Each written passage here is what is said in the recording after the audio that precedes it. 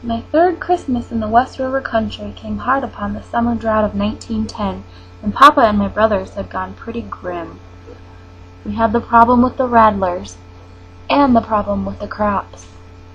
It seemed like a drought all over again, especially with the wind. But the winter of 1910 commenced with the world dead dry, and that's when he came, 2 days before Christmas, the young man on horseback.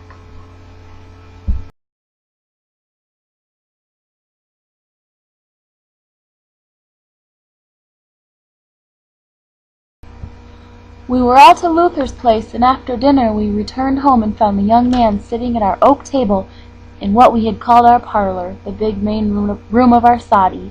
He lit a candle. He said his name was John Marsh, and he wished us a Merry Christmas before asking if he could stay the night. Pardon me, I'm bound from Montana to work for a cattle ranch for a guy I know. Well, you're welcome to spend the night. You know, it's Christmas, and no man should be alone on Christmas. Well, we can probably got some winter chores that we need to be getting help with. I guess, paying provisions. Well, I'm sure I could stay for more than one night. Well, sometimes it's just time to move. Yeah, well, you can take me now, but I have nothing in Kentucky.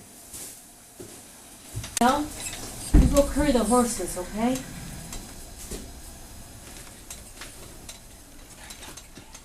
Yeah.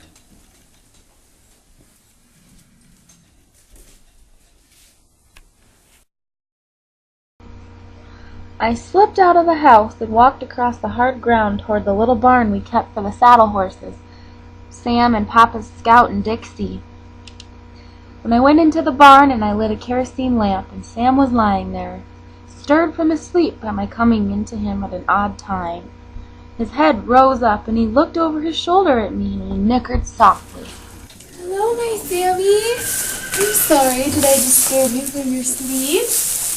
Were you dreaming of you and I riding along the horizon? A nice big green pasture?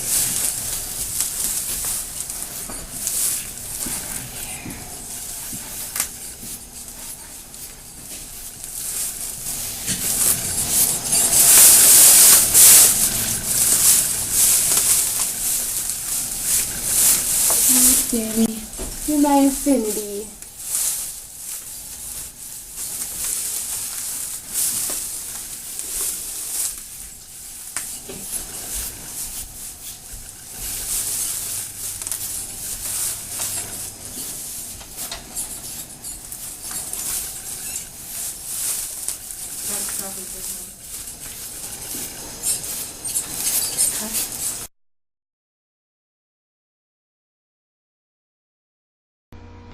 So I finished with Sam and then with Scout, and Dixie had stood up for me to comb her, and I was just working on her hindquarters when I heard voices outside in the wind, and then Papa and John Marsh came into the barn. I didn't say anything, but moved behind Dixie to listen.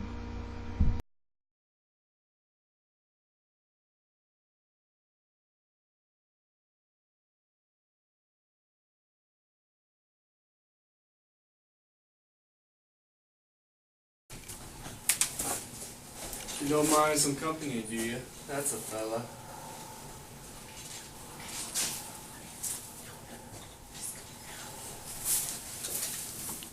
Hi there. Hello? I didn't know you were there. That's because Papa was bending your ear.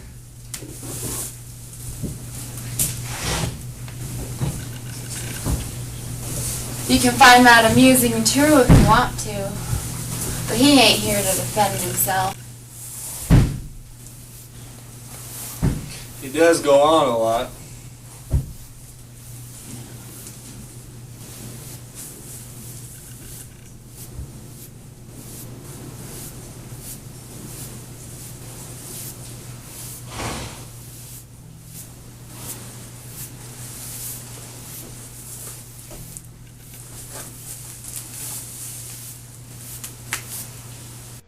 It was the morning before Christmas, and I went out into the parlor. Mama told me John Marsh was gone. Papa said he wanted to make it to Montana before the snow fell. I dashed into the barn, and Sam was standing and waiting. I gave him the bridle and bit and all. There was no time. I threw up my skirt and mounted him bareback. We pulled out of the stall and out of the barn. We took off running. We ran for miles. He must have been going pretty fast, 'cause I couldn't find him. So I stopped, and I took a deep breath and a good look around, and I don't know. We scuffled into the stillness and stood quiet. Together, Sam and I saw the storm. The storm came right behind us that day.